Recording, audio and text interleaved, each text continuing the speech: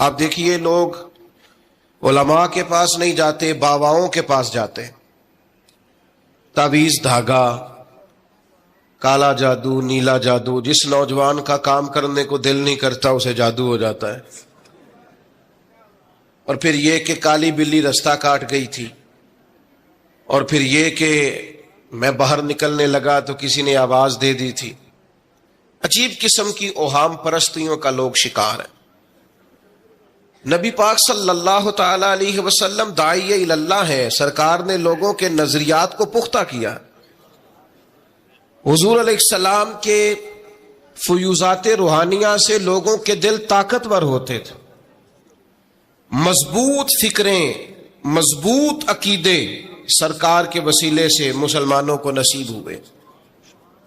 ہم جیسے جیسے دیکھیں نا، تصوف اور طریق میں آپ کو عرض کروں، صوفیہ کرام کا اصل موضوع عقیدہ توحید ہے، اصل موضوع ان کا ہے۔ یہ وہ لوگ ہیں جو لوگوں کو صحیح معنوں میں توکل کا، صبر کا، شکر کا، قناعت کا، رجوع اللہ کا سبق دیتے ہیں، اصل موضوع ان کا ہے۔ لیکن اب چونکہ صوفیہ کی جماعت میں وہ لوگ اللہ ماشاءاللہ خال خال رہ گئے، اور پھر یہ کہ بیٹھ گئے تعویذ دھاگے دینے والے، زاغوں کے تصرف میں عقابوں کے نشیمن، نتیجہ اس کا بڑا خطرناک برآمد ہوتا ہے۔ مضبوط فکریں، کبھی آپ اس روایت کو دیکھیں اور یاد کر لینا تو یہ بڑا نفع دیتی ہے۔ نبی کریم علیہ السلام نے حضرت عبداللہ ابن عباس رضی اللہ تعالیٰ عنہ سے فرمایا، عبداللہ، ساری دنیا مل کے تیرا بھلا کرنا چاہے کر نہیں سکتی جب تک رب نہ چاہے۔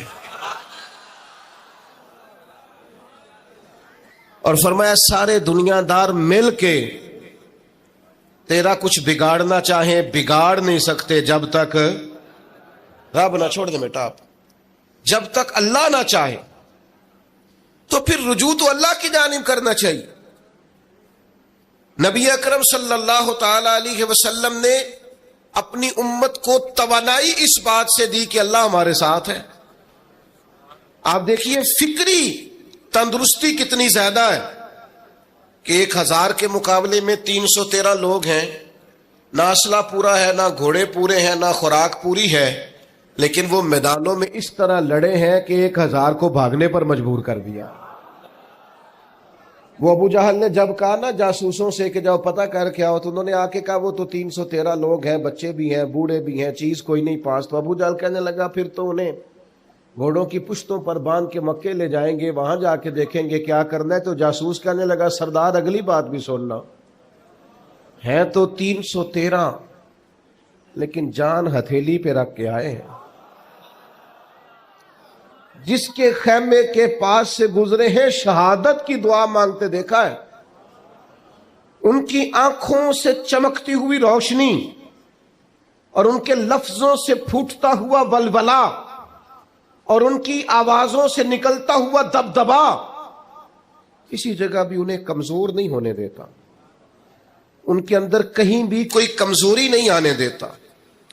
غریبی کا نام لے کے سارا دن پریشان ہونا، غریبی کا نام لے کے اپنے آپ کو مظلوم ثابت کر کے لوگوں کو مدد پر اکسانا بندہ مومن کا یہ طریقہ نہیں ہے۔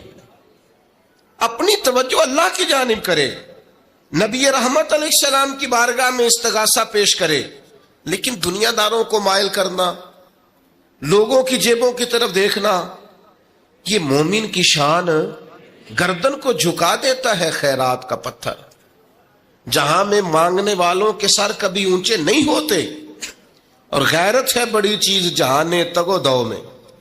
بھائی آپ طاقتور بنے۔ دیکھیں نا، ایک نوجوان نے آ کے حضور کی بارگاہ عالی مرتبت میں عرض کیا تھا، یا رسول اللہ صلی اللہ علیہ وسلم غریب ہوں کچھ دیجئے۔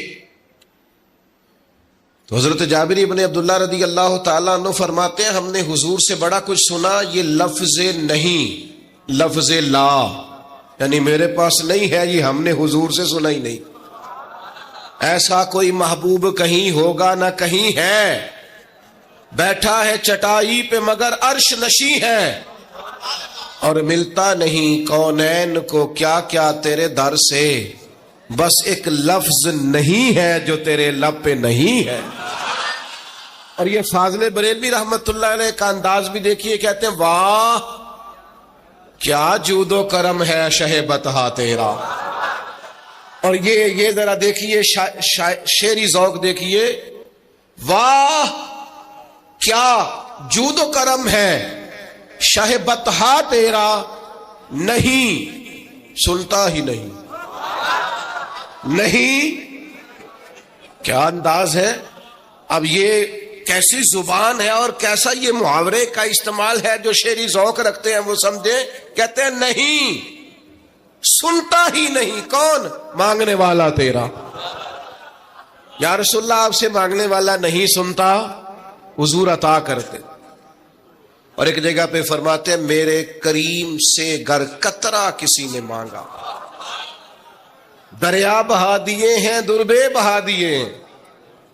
حضور تو دیتے, پر نوجوان نے جب آ کے عرض کی نا یا رسول اللہ صلی اللہ علیہ وسلم کچھ دیجئے, جوان ہو چڑھتی جوانی ہو اور پھر وہ سوال کرے. ہمارے ساتھ ایک دوست پڑھا کرتا تھا, یہ 3 مہینے کی چھٹیاں ہوتی تھی تو وہ مستریوں کے ساتھ مزدور لگ جاتا. ہم نے اسے کہا یار تو مطلب 9th 10th کے اندر مزدوری کرنے جانا, تو کہندا سی یار میں قد میرا ایڈا بڑا ہے, ان ابا جی کو مانگ دیا شرم ہوندی. یہ سوچ نوجوانوں میں پیدا ہونی ضروری ہے. اب میں ابا جی سے مانگوں, مجھے تو دینا چاہیے. اس نے آ کے عرض کی یا رسول اللہ صلی اللہ علیہ وسلم کچھ دیجئے, تو حضور فرمانے لگے تیرے پاس کچھ بھی نہیں. اس نے کہا ایک پیالہ ہے میرے پاس گھر میں اور ایک کمبل ہے. اتنا غریب بندہ ہے کوئی محفل میں جس کے گھر میں ایک ہی پیالہ ہو, ایک ہی کمبل ہو؟ کوئی بھی نہیں اتنے بڑے مجمع میں. لیکن اگر کوئی ہماری غریبی کا رونا پوچھے تو میرا خیال ہے ہر تیسرا بندہ دوسرا بندہ غریب ہے, اور بڑا ہی غریب ہے. ایک پیالہ ایک کمبل, کریم نے فرمایا لے کے آؤ. وہ لائے تو محبوب فرمانے لگے کون خریدے گا؟ ایک نے کہا 1 دینار, ایک نے کہا 2 دینار. محبوب نے بولی لگوا دی, 2 دینار کا بیچ دیا. فرمایا جا 1 دینار کی روٹی لے جا. یہ نوجوانوں کو فکر دی کہ وہ انویسٹمنٹ میں تم نے ذات سے اپنے گھر سے لینی ہے. وہ 10-15 ہزار کا ٹھیلا بھی کسی سے نہیں کہنا تو لگا کے دے. جاؤ 1 دینار کا کھانا لے جاؤ, 1 دینار کا کلاڑا خرید کے لاؤ. صحابہ فرماتے ہیں وہ کلاڑا لایا, پر نصیب دیکھو اس کلاڑے میں دستہ نبی کریم نے اپنے دستے مبارک سے لگایا. فرمایا جا جنگل میں جا کے لکڑیاں کاٹ اور بیچ, کھا بھی اور کھلا بھی, پی بھی اور پلا بھی, 10 دن مجھے نظر نہ آنا. وہ یارو یہ کیا بات ہوئی؟ مایوس رہنا, کمزور رہنا, فلانے نے میرے ساتھ تعاون نہیں کیا تو میں پیچھے رہ گیا, فلانے نے ہاتھ نہیں پکڑا. تو اپنی دنیا آپ پیدا کر, اگر زندوں میں خود جدوجہد کر, میدان میں اتر, ہمت کر. حضرت حسن بصری رحمت اللہ علیہ کے پاس ایک نوجوان نے آ کے عرض کی حضور بس آج کے بعد میں نے کام نہیں کرنا. فرمایا تمہیں کیا ہوا ہے؟ کہنے لگا آج میں نے عجیب منظر دیکھا ہے. میں نے دیکھا ہے کہ ایک شیر نے شکار کیا بکرے کا, آدھا کھایا ہے, آدھا منہ میں پکڑ کے پہاڑی پہ چڑھ گیا.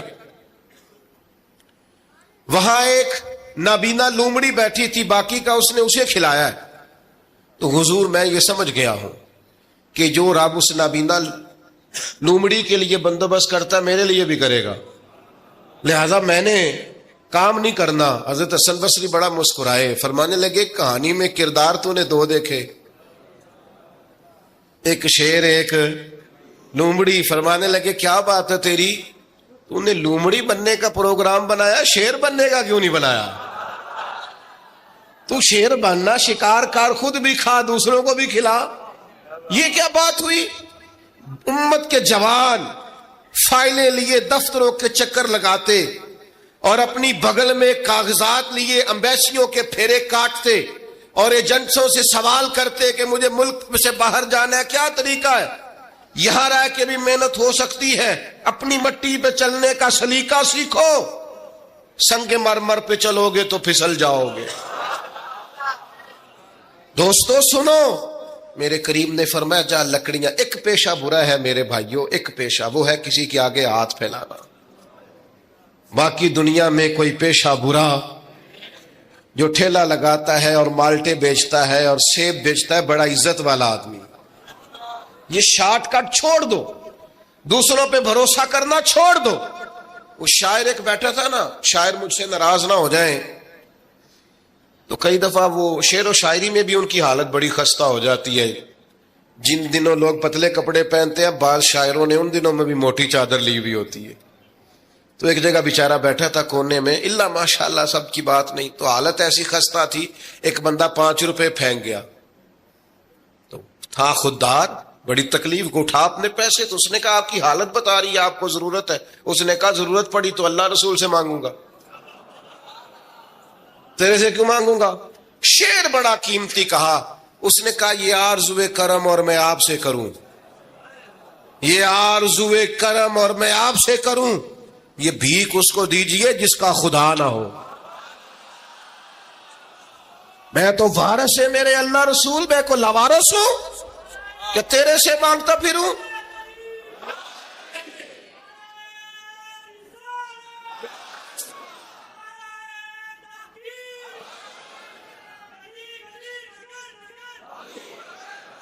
ماشاء اللہ ماشاء اللہ۔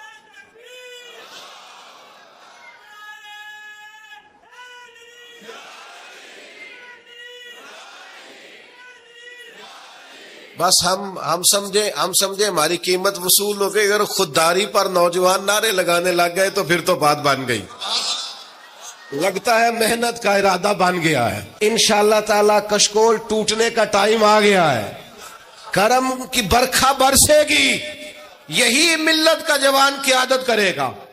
اور یاد رکھنا ہمیشہ قیادتیں غریبوں کے بچوں نے کی ہیں، جنہوں نے آدھی قیمت پہ کتابیں لے کے پڑھی ہیں، بڑی ڈگریاں انہوں نے حاصل کی ہیں۔ یہ کمزور نہ پڑھو، نبی پاک داعیہ اللہ ہے، حضور نے جگایا ہے، 15 دن نظر نہ آنا، مزدوری کر۔ وہ نوجوان 15 دنوں کے بعد آیا، اب تیرا حال کیا ہے؟ اس نے کہا حضور پہلے ایک پیالہ تھا نا، اب سارے گھر کے برتن بن گئے، پہلے ایک بستر تھا اب سارے گھر کے بستر۔ اور نوجوانوں، ہم نے سہارا بننا ہے، ماں سے کہنا ہے اب تو نے آنسو نہیں بہانے، تیرا پتر بڑا ہو گیا ہے۔ بہن سے کہنا ہے اب تو کبھی پریشان نہیں ہوگی، تیرا بھائی بڑا ہو گیا ہے۔ بوڑھے باپ کے پاس بیٹھ کے کہنا ابا جی بس اب آنسو پوچھ دو، آج کے بعد پریشان نہیں ہونا، پتر جوان ہے۔ اپنی بیوی سے بچوں سے کہنا کہ کسی خواہشات پوری کرنے کے لیے تمہیں دیر تک انتظار نہیں کرنا پڑے گا، ہم میدان میں ہیں، بس اپنی مٹی پہ چلنے کا سلیقہ سیکھو، سنگ مرمر پہ چلو گے تو پھسل جاؤ گے۔ نبی پاک نے محنت کو سپورٹ کیا ہے، مشقت کو سپورٹ کیا۔ حضور علیہ السلام نے فرمایا سب سے بہترین کمائی وہ ہے جو تو اپنے 2 ہاتھوں سے محنت کر کے کھاتا ہے۔ فرمایا اللہ کے نبی حضرت داؤد علیہ السلام محنت کر کے کمایا کرتے۔ سنگیوں کام کرنا۔ اور دوسری بات، بھروسہ اللہ رسول پہ، بھروسہ۔ ادھر دیکھو میری طرف، دنیا داروں سے امیدیں لگا لیتے ہو بہت زیادہ، تو وہ دنیا دار بندے بیچارے کمزور ہوتے ہیں۔ جی یہ الیکشن کے دن تھے، گزشتہ سے پیوستہ الیکشن جو گزرا ہے، تو میرا ایک پیار والا دوست بھی ایک ایم کے امیدوار کا بڑا ووٹر سپورٹر تھا۔ یہاں اس نے اس کا بیج فوٹو والا لگایا ہوا تھا۔ میں رات کو دیر سے جلسے سے لوٹ رہا تھا تو وہ کھڑا تھا باہر، اور اندر امیدوار صاحب تقریر کر رہے تھے۔ میں نے کہا ادھر آ، وہ آ گیا۔ میں نے کہا تو بڑا ووٹر سپورٹر ہے، جا تقریر سن جا کے، تیرا لیڈر تقریر کر رہا ہے تو باہر گھوم رہا ہے۔ کہندا ہے پیر صاحب جھوٹ پہ ماردا جو سارے جھوٹ بول رہا ہے، کرنا کرانا کچھ نہیں۔ تو میں کہ یار جی ایڈے پکے ووٹر سپورٹر نو بھی پتا ہے کہ جھوٹ پہ ماردا ہے، تو ہم تو ویسے ہی سپورٹر نہیں ہیں، ہم نے تو کی محبت تو سیاست کا چلن چھوڑ دیا۔ ہم اگر عشق نہ کرتے تو حکومت کرتے۔ او بھائی، جب پکے ووٹر سپورٹروں کو امیدیں نہیں ہیں تو آپ کن سے امیدیں لگائے بیٹھے ہیں؟ آپ جدوجہد کریں، اور امیدیں اللہ رسول سے۔ نبی پاک علیہ السلام نے فرمایا جو رب پہ بھروسہ کرے گا اللہ کی رحمت اس کی کفایت کرے گی. وَإِن يَتَوَكَّلْ عَلَى اللَّهِ فَهُوَ حَسْبُهُ، وہ اللہ پہ بھروسہ کرے گا اللہ اس کے لیے کافی ہو جائے گا. ادھر دیکھو یار موبائلوں والے دوستو، بات سنو. گھبراہٹ نہیں، ٹینشن نہیں، انزائٹی نہیں، ڈپریشن نہیں. مومن اور ڈپریشن، مومن اور انزائٹی، مومن اور ٹینشن. او جی مجھے پتا نہیں مجھے کیا ہو رہا ہے، جی مجھے خوف آتا ہے. آپ کو خوف آتا ہے مومن ہو کے؟ آپ کو یہ کرونا کے دن تھے تو مجھے لے گئے ایک سرکاری ہاسپٹل میں، آپ کچھ یہاں بات کریں، لوگوں کو حوصلہ دیں. تو ایک ڈاکٹر صاحب مجھ سے کہنے لگے جی مجھے نہ تنگ جگہ بڑی گھٹن ہوتی ہے، تو موت سے بڑا ڈر آتا ہے، قبر تو بڑی تنگ ہوتی ہے. میں نے کہا ڈاکٹر صاحب کچھ بھی نہیں. کہنے لگے سانس ہی نہیں آتا، چاروں جانب سے بند ہے. تو میں نے کہا بچہ بھی تو ماں کے پیٹ میں سانس لیتا ہے نا. آپ نے تو سبحان اللہ کہا. وہ ڈاکٹر تھے، انہوں نے نہیں کہا. وہ کہنے لگی جو تے اماں لیندی صاحب. ہنستے نہیں جی، باتیں ہنسنے کو نہیں سنا رہا، میں فکری باتیں کر رہا ہوں. کہا وہ تو اماں آکسیجن لیتی ہے تو بچے کو جاتی ہے. تو میں نے کہا چلے ڈاکٹر صاحب وہ جو انڈے سے بچہ نکلتا ہے اس کے تو چاروں جانوں کوئی صورت نہیں ہوتی سانس کی. تو مجھے کہنے لگے آپ کہنا کیا چاہتے ہیں؟ میں نے کہا میں یہ کہنا چاہتا ہوں قبر کی دو حالتیں ہیں. قبر دوزخ کے گڑھوں میں سے گڑھا بھی ہے اور جنت کے باغوں میں سے باغ بھی ہے.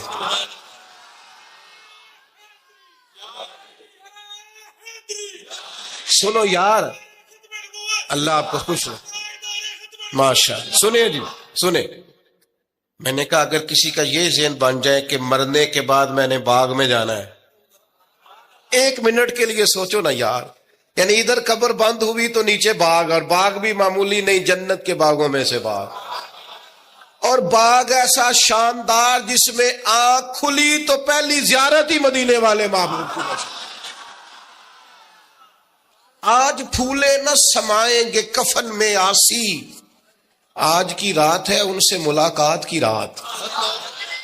وہاں جانے سے خوف آتا ہے. مومن خوف ٹینشن، مومن کو ایک ہی خوف ہے اللہ کا، رب سے ڈرتا ہے، اللہ کے سامنے کھڑے ہونے سے ڈرتا ہے. باقی مسائل کا خوف کرنا، غربت کا خوف کرنا، لوگوں سے ڈرنا، یہ نکل آئے آپ اس ٹینشن سے.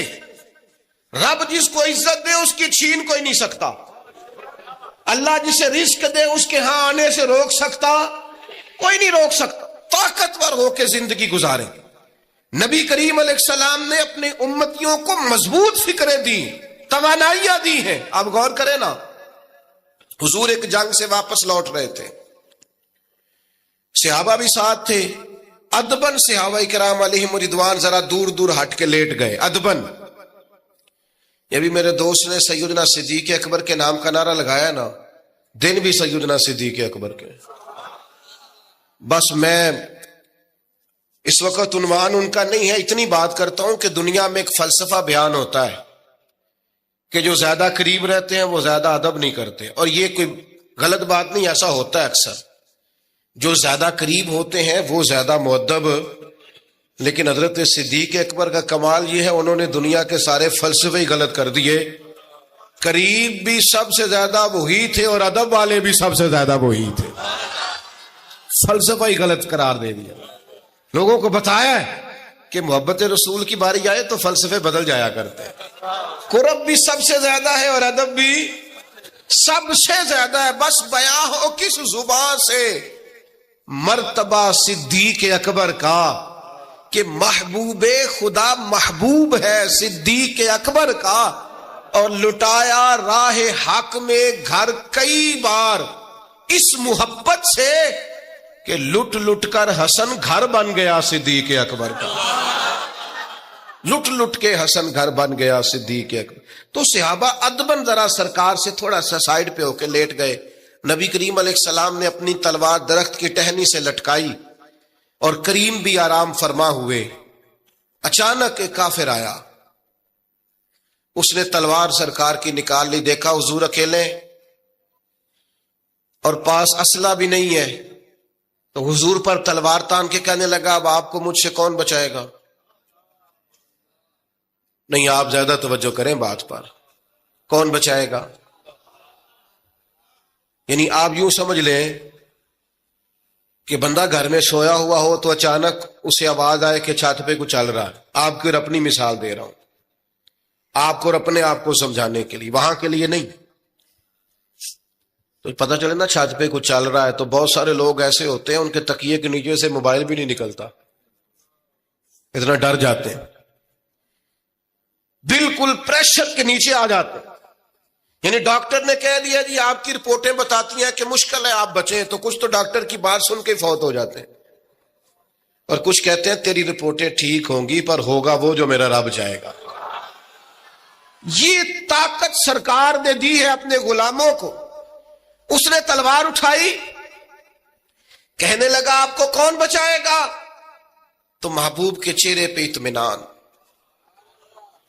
اور وہ جو اللہ نے میرے محبوب علیہ السلام کو روب دیا ہے، محبوب اسی حالت میں زیر لب مسکرائے اور فرمایا مجھے کون بچائے گا؟ مجھے میرا اللہ بچائے گا. اس میں بڑی طاقت ہے، اس لفظ میں بڑی طاقت ہے. کو مشکل آئے تو تعلقات نہ لڑایا کرو، وہ فائلوں میں رکھے کارڈ نہ نکالا کرو کہ فلانے کو فون کرتا ہوں. کبھی بھی مشکل آئے تو سب سے پہلے مصلی بچھایا کرو، اللہ کے حضور حاضری دیا کرو، طاقتور ہو جاؤ. نبی کریم علیہ السلام نے فرمایا مجھے میرا اللہ بچائے گا. بس یہ لفظ کہے وہ کانپا، تلوار گری، کریم مسکرائے، تلوار اٹھائی، فرمایا لو بھی مجھے تو اللہ نے بچا لیا، تو بتا تجھے کون بچائے گا؟ تو وہ کہنے لگا میں نے سنا ہے آپ معاف کر دیا کرتے ہیں. تو فرمایا جا میں نے معاف کیا، دیر والی تو بات ہی کوئی نہیں. اللہ بچائے، کتنی بڑی بھی مشکل آ جائے، کچھ بھی ہو جائے، مجھے میرا اللہ بچائے گا. میرے عزیزو طاقتور زندگی گزارنی ہے. میں نے زیادہ باتیں نہیں کرنی، تھوڑی تقریر کرنے والا آدمی ہوں، سمیٹنے کی طرف آ رہا ہوں. اپنی زندگی میں اپنے افکار و نظریات میں کبھی بھی کسی قسم کی بھی کمزوری پیدا نہ کریں.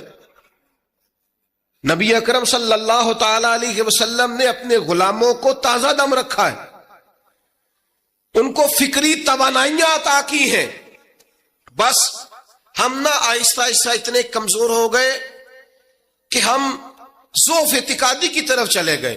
اس کی جو سب سے بڑی وجہ ہے وہ یہ ہے کہ سوچ بڑی محدود ہے. اپنے گھر تک، اپنے محلے تک، اپنے کمائی تک، اپنے مکان تک محدود ہو کے رہ گئے. اس محدود سوچ سے باہر آئیں. نبی کریم علیہ السلام نے فرمایا میں خلق کا رسول بن کے آیا ہوں،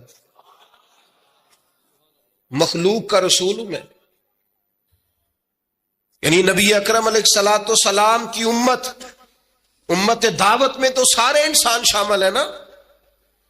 محبوب نے کہا میں خلق کا رسول ہوں. جب بھی سرکار نے بات کی عالمی سطح کی بات کی. جب بھی یہ اسلام جو ہے یہ حدود و قیود میں بند نہیں. اقبال کہتے ہیں بازو تیرا توحید کی قوت سے قوی ہے. تو جناب ہمارے وطن کا نام کیا ہے؟ اسلام تیرا دیس ہے، اسلام تیرا، اقبال کہتے ہیں بازو تیرا توحید کی قوت سے قوی ہے، اسلام تیرا دیس ہے تو مصطفی ہے. اسلام تیرا دیس. آپ کی سوچ بڑی ہونی چاہیے، وسیع سوچ. آپ کو پتہ ہے تجارت کو سرکار نے پسند کیا ہے. کیوں؟ تجارت سے زیادہ مواقع، جب آپ کارخانہ لگاتے ہیں نا تو بہت سارے لوگوں کا روزگار اس سے وابستہ ہوتا ہے، اس سے وسعت پیدا ہوتی ہے سوسائٹی میں، معاشرے میں. آپ مت سمجھیں میں تاجروں کی سپورٹ نہیں کرتا، لیکن میں آپ کو یہ بات تجربے کی روشنی میں اور اپنی سمجھ بوجھ کے مطابق عرض کر رہا ہوں کہ جب تاجر مارکیٹ کے اندر انڈسٹری لگاتا ہے تو وہ صرف تاجر کوئی نفع نہیں ہوتا، اس سے بہت سارے لوگ جڑتے ہیں اور بے روزگاری کا خاتمہ ہوتا ہے، اس کے نتائج قوم کے حق میں اچھے نکلتے. تو عالمی سوچ، قومی سوچ پیدا کرے، محدود سوچیں. وہ بڑا دیکھیں نا، یہ ایک حدیث میری طرف توجہ ہے آپ کی، یہ دیکھیں یہ ایک حدیث کتنا عالمی کرتی ہے بندے کو. نبی پاک علیہ الصلوۃ والسلام نے فرمایا مومن وہ ہے جو اپنے لیے پسند کرے وہی اپنے بھائی کے لیے بھی پسند کرے. یہ ایک روایت اگر اس پر، اور یہ آتی بھی سب کو ہے، اگر سب کا اس پر عمل ہونے لگ جائے تو مجھے بتائیے کوئی چیز ملاوٹ والی بکے گی مارکیٹ میں؟ کوئی دھوکہ دے گا؟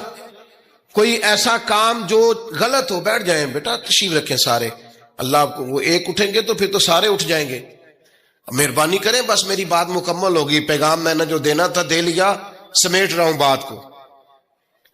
یاد رکھیے گا کہ عالمی سوچیں، قومی، آپ جب اپنے بھائیوں کے لیے بھی وہی پسند کریں گے جو خود پسند کر رہے ہیں تو سوسائٹی میں کتنا نکھار آئے۔ سرکار جب بھی بات کرتے تھے بڑی بات کرتے تھے، داعی اللہ ہے نا، تو جب بھی بات کی عالمی۔ ایک سفر سے حضور واپس تشریف لائے، کئی دنوں کے بعد حضور تشریف لائے تو سفر کا اثر تھا، تھکاوٹ تھی وجود اطہر پر، بظاہر لباس مبارک پر بھی اثرات تھے سفر کے۔ سیدہ طیبہ طاہرہ حضرت سیدہ زہرا رضی اللہ تعالی عنہا، آپ نے جب دیکھا نا سرکار کی کیفیت کو تو آنکھوں میں آنسو آ گئے، تو عرض کرنے لگیں، رو کے عرض کرنے لگیں، یا رسول اللہ آپ دین کے لیے کتنی مشقت برداشت کرتے ہیں، کتنی آپ تکلیف اٹھاتے ہیں، آنسو بہائے۔ اب مجھے بتائیے، ہمارا کوئی بچی بچہ ایسی بات کرے تو ہم کہتے ہیں تجھے تو ایک دو کا پتہ ہے، میرے تو بہت زیادہ ہے، تو کتاب کھول دیتے ہیں۔ جب کہا یا رسول اللہ آپ کتنی تکلیف اٹھاتے ہیں، تو پتہ ہے نبی کریم نے کیا فرمایا؟ حضور فرمانے لگے، فاطمہ آپ کے والد کو اللہ نے بڑے مقاصد کے لیے دنیا میں مبعوث فرمایا، بڑے مقاصد کے لیے دنیا میں مبعوث فرمایا ہے۔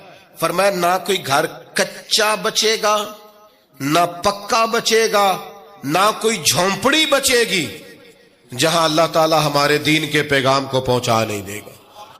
تو جب بڑے مقاصد کے لیے نکلنا ہے تو پھر یہ صحبتیں تو چلیں گی، یہ آزمائشیں تو چلیں گی۔ میرے بھائیوں، وسیع الظرفی، وسیع القلبی، کشادہ سینہ، بڑا دل، بڑا حوصلہ، بڑی سوچیں، بڑے افکار اپنی زندگی میں پیدا کریں۔ نوجوانوں، آرام پسندی تھوڑی کم کرو، ہر وقت لیٹنا، ہر وقت آرام تلاش کرنا، یہ کمزور کر دیتا ہے جوانوں۔ لقد خلقنا الانسان فی کبد، ہم نے انسان کو مشقت میں رہتا ہوا پیدا کیا۔ میں نے ابھی دوستوں سے کہا ہے، پھر آپ کی خدمت میں عرض کرتا ہوں، رات ہو گئی ہے تقریباً 11 گھنٹے کی، 7 بجے عشاء ہوتی ہے اور 6 بجے کے بعد ہی عموماً سب جگہوں پہ فجر کی نماز ہوتی ہے، تو 11 گھنٹے کی رات بنتی۔ بہت زیادہ بھی ڈاکٹر کہتے ہیں کوئی سوئے تو 8 گھنٹے سو لے، نیند پوری ہے۔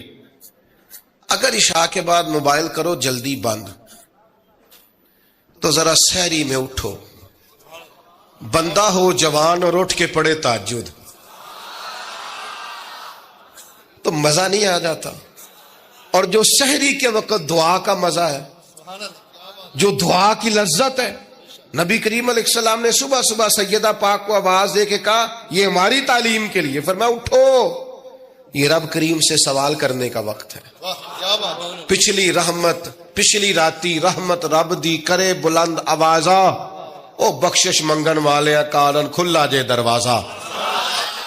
لیکن ہمارا مسئلہ یہ ہے کہ جس ٹائم جاگنا ہے اس ٹائم سوتے ہیں، جس ٹائم سونا ہے اس ٹائم۔ ایک گزارش تو یہ ہے کہ کوشش کریں ان راتوں میں تو کم از کم تہجد پڑھی جائے، اور یہ کوشش کر کے دیکھیں مزہ آئے گا۔ اور پھر ادھر ادھر لوگوں کو دکھ بتانے کی بجائے نا، جب تہجد کی 2 رکعتیں پڑھ لے تو سارا اپنے رب کی بارگاہ میں عرض کر دے، بوجھ بھی ہلکا ہوگا دل کا، راز بھی رکھا جائے گا اور کرم بھی ہو جائے گا۔ اور دوسری گزارش یہ ہے کہ سرکار دو عالم علیہ السلام نے نوجوانوں سے کہا تھا، جوانوں یا نکاح کرو یا روزے رکھو۔ یہ بڑے آسان دن ہے روزے رکھنے کے لیے، کم از کم پیر کا تو ضرور رکھے نا، ٹھنڈا وقت ہے، کچھ نہ کچھ وقت یہ آپ کو جو عبادت ہے یہ مضبوط کرے گی، دنیا داروں سے بے نیاز کرے گی۔ سب سے طاقتور وہ مومن ہوتا ہے جسے رب کو منانا آتا ہے، دعا ہتھیار ہے مومن کا، مسلح کے ساتھ وابستگی پیدا کرے، یہ باقی سارے چکروں سے باہر آ جائیں۔ مجھے ایک نوجوان نے کہا کہ یہ لوگ مشہور کیسے ہوتے ہیں؟ میں نے کہا ایک تو شہرت وہ ہے جو لوگ کشید کرتے ہیں، یہ لیے پھرتے ہیں بیچارے آج کل بہت سارے لوگ، جیسے بھی مشہور ہونا پڑے ہونا ہی ہونا ہے، یہ خطرناک ہے۔ ایک شہرت وہ ہے جو خدا اپنے فضل سے دیتا ہے، اللہ اپنے کون سی سیجعل لہم الرحمن ودا، فرمایا جو ایمان لانے کے بعد اچھے عمل کرے گا رحمان لوگوں کے دلوں میں محبت پیدا فرما دے. یہ خدائی ہے محبت، خدائی. تو یہ کشید نہ کریں، اللہ جو عطا کرے اس پر توجہ کریں. ایک تو میں نے آپ کی خدمت میں یہ بات عرض کی ہے کہ ہم نے کوشش کرنی ہے محنت کرنے کی، کسی دنیا دار کے ہاتھوں کی طرف دیکھنا، محنت کریں گے انشاءاللہ، کوشش کریں گے. اور دوسرا بھروسہ کرنا ہے رب رسول پہ. اور تیسرا ذہن رکھنا ہے ذرا وسیع قسم کا، محدود سوچیں پیدا نہیں کرنی. پڑھیے لا الہ الا اللہ ہو، لا الہ الا اللہ. کسی نے پوچھا